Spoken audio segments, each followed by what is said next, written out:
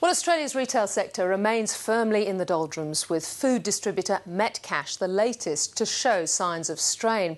Metcash is restructuring its business and sacking nearly 10% of its workforce as it struggles to maintain profit growth in an environment where consumers are spending as little as they can. Andrew Robertson reports. Until now, all the cries of pain from the retail sector have been coming from stores that rely on discretionary spending. The high dollar and cautious consumers are now catching up with the food sector.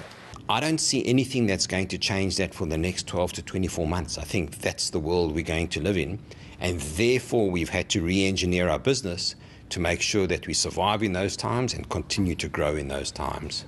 After watching profits slide over the last 2 years, Metcash has bitten the bullet and will shut 15 of its Campbell's cash and carry stores. Distribution will be consolidated in a new division called Metcash Food and Grocery. It will also sell its food service unit Foodlink and restructure the joint ventures it has with Cornett's and Walters stores in Queensland.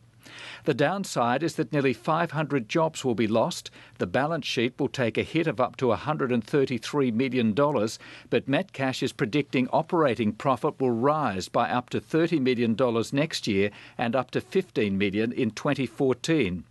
What many people don't realise, according to Andrew Reitzer, is the impact the high Australian dollar is having in driving down grocery prices and profits. The contents are imported, most of the packaging is imported, and very often you would think, oh, that's an Australian grown product, but the price is set on a world price in US dollars. As the market was digesting Metcash's woes and sending its shares down 5%, the latest reading on the broader retail sector showed little change. What we're looking at is something like a 0.2% increase for this February. Not great figures. Food, of course, has done a bit better than most, but the discretionary spend, guys, even though it's been slightly better for department stores, it's still a pretty sad story. That marginal sales rise in February gave an annual increase of just 1%, less than half the rate of inflation. Food, which Margie Osmond referred to, was up just 0.3%.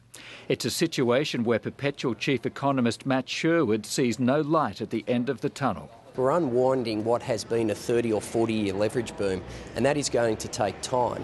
And of course, we still have a lot of these elevated cost pressures in the economy, particularly from the supply side, and because of that, that really lowers household discretionary income. Which, if Matt Sherwood is right, means Metcash will not be the last Australian retail player to show major signs of stress.